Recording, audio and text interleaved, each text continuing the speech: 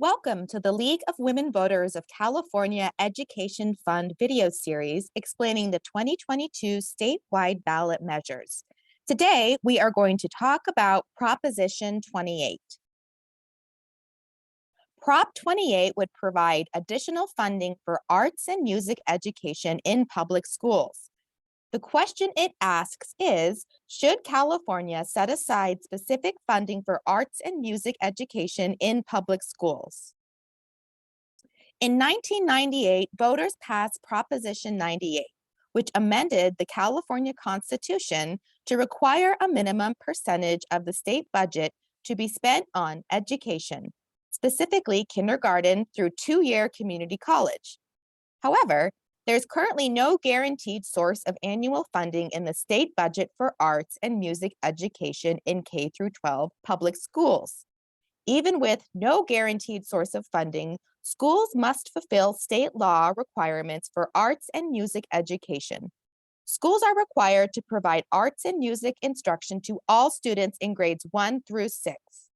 Also, in order to graduate, high school students must complete a year in one of three courses of study, one of which is arts and music education.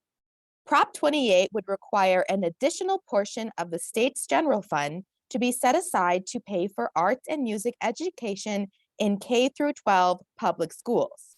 It would require the funding for arts and music education to be at least 1% of the funding received by schools the prior year under Prop 98. To address equity issues, schools that serve many low-income students would be allocated more funding under this measure. It would require schools to report how the funds were used to directly benefit students. And for larger schools, it would be necessary to spend 80% of the funding to employ new staff and 20% on training and supplies.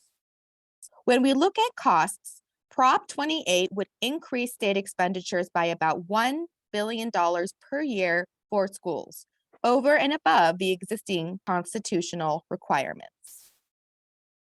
Supporters of Prop 28 say that arts and music education can improve a student's personal and academic life, but only 1 in 5 schools has a dedicated teacher for arts and music programs. And ultimately, Prop 28 does not raise taxes. While no arguments in opposition to Proposition 28 were filed with the Secretary of State's, opponents of Prop 28 say that the measure will limit the state funding available for other spending.